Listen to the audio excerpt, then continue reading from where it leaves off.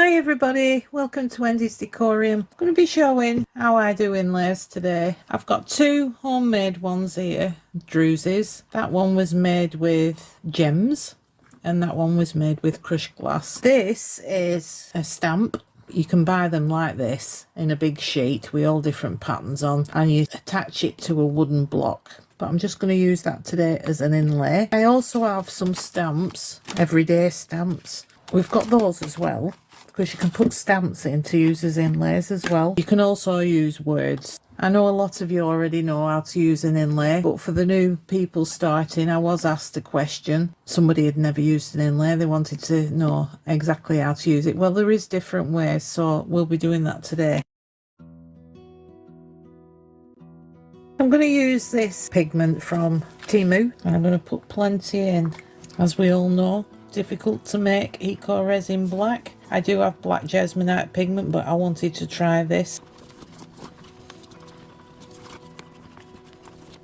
I'm going to be using these two moulds today. That one's brand new. This is the one I use for eco resin. I'll use a druzy inlays first. These are homemade. If I put it that way down, and that's the lid, so it goes like that, you won't see that at all. It'll be underneath, you know, when you open the jar. Yes, it's a hidden side to the pot, but the pot will just look like a normal pot. We're going to pour the aqua cast in first, and this is the top of the lid.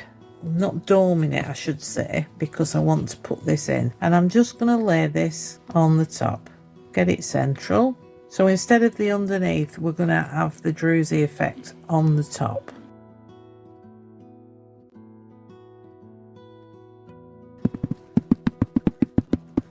I'm going to be using acrylic ink in copper. Now I want it see-through so that we can see the inlay through the top, so it has to be quite transparent. Right, I can't get it open. There's nobody else in the house, so I'm going to be using gold, which is a shame because that copper's my favourite. Just want a bit because we don't want it opaque. Let's see how far that goes. That was 2 drops.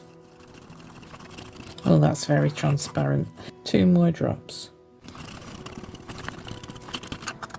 I'm going to put 1 more drop in. Right, I've got the word ones and I've picked love. So I'm going to pull that down. Doesn't matter if it's slanted. I quite like the fact that it's slanted. Right, so I've put it on the back, the outer wall. I'm going to pour it slowly to make sure it gets into all them nooks and crannies. I'm going to dome this. That should be enough. Get rid of these bubbles. I'll have to babysit this for a while because druzes, when immersed in the resin, do create quite a lot of bubbles. We want to make sure that the resin's touching the inlay first, or else the inlay might get stuck on the inner part of the mould. We'll let them cure and we'll move on to the next one. Let's get these out, shall we? Oh, that's proper grey, isn't it?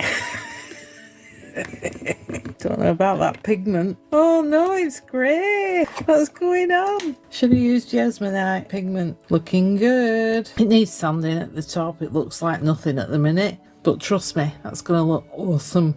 It's absolutely fine. Should be wearing gloves though.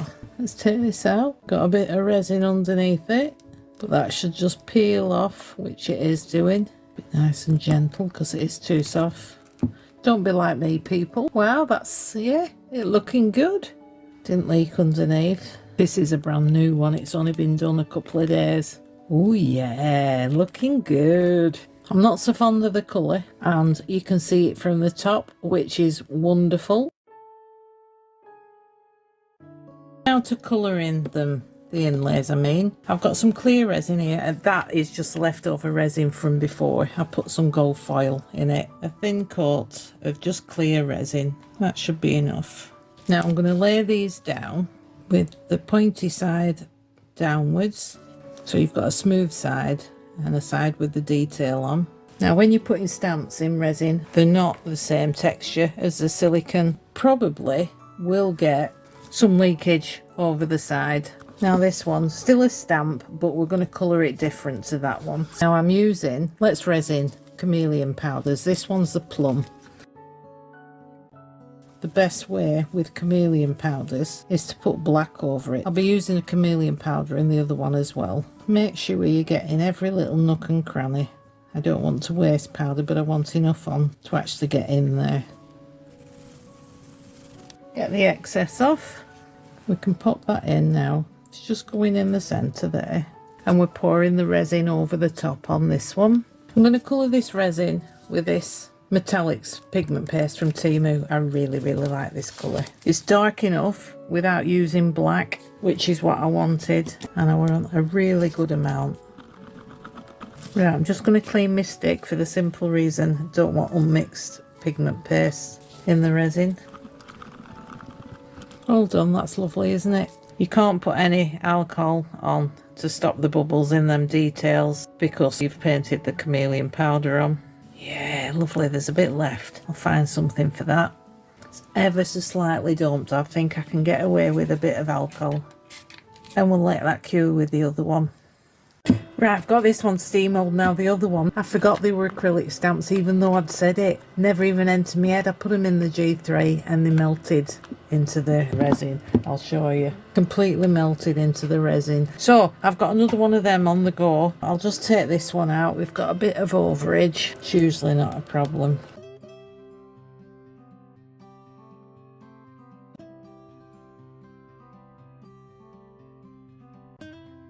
Right, it's coming out now. Yay! Now I've got the lighting boards up at the window so you'll not see it properly until the sunlight can come in. There's just little bits of overhang that I need to get off there. That inlays work perfectly. Now, you can always fill that in if you want to. Right, I'm just going to sand all these edges, get all the excess off, and we'll wait for the other one to do. I'm going to fill this in now with clear, a bit of dazzling diamonds in, a tiny bit. How is everybody today? I hope you're all alright. I'm doing good. I got a message on my Facebook account about this. Somebody asking me, they've never used an inlay and they bought some from Temu and they just wanted to know how to use them. So I thought I might as well do a video about it. And if it helps people out, then, you know, all the better. I still want this to be a tray, so I'm only putting a fine top coat on it.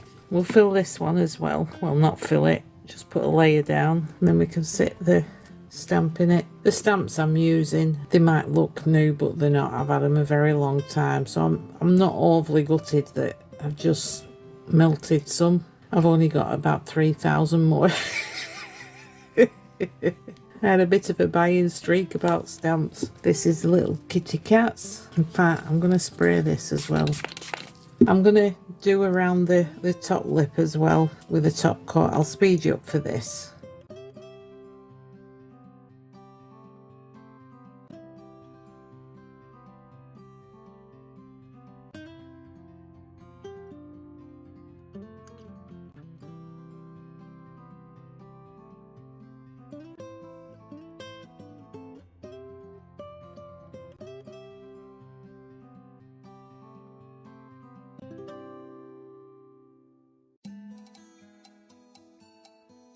Right, I got it out. As you can see, it's not hurt the stamp. The top was the worst. I've had to use a craft knife and cut around the resin that had gone over the stamp. It was just because I'd left it too long. You know, life. If you do this, just do it when it's still kind of soft. Still a bit of overhang resin that I can't get off there. Now, I've got chameleon powder Let's Resin in gold. And I'm going to paint inside. It's very delicate, very intricate I should say. It's not sticking brilliantly, so little trick. Squirt it with isopropyl alcohol. I'll just dry the surrounding areas. Right, I've got some cotton swabs and I'm going to use some alcohol and I'm going to clean around where I don't want it because I do want to do that bow in a different colour.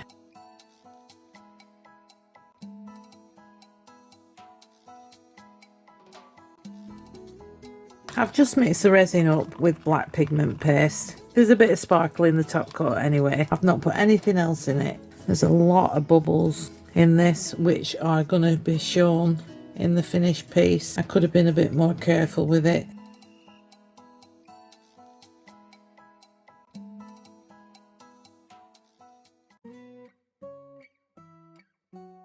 Let's get this out. I've waited long enough. Oh, it's so pretty. Can't really see the pink in the bow, but that's so pretty. But look at all these bubbles. They're huge.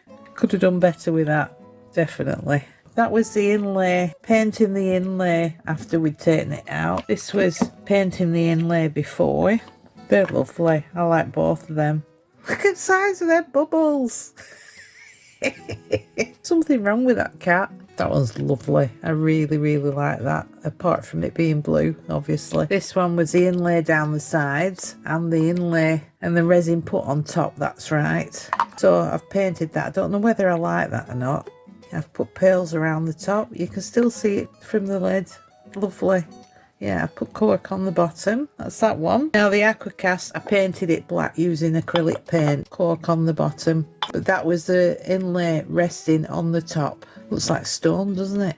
Quite impressed. So, I hope you've got something out of this. And the lady that asked me, Sharon, I hope that answered your question about how to use inlays. I'll take some photos for you. And thanks ever so much for watching, everyone. And I will see you for the next one. Bye.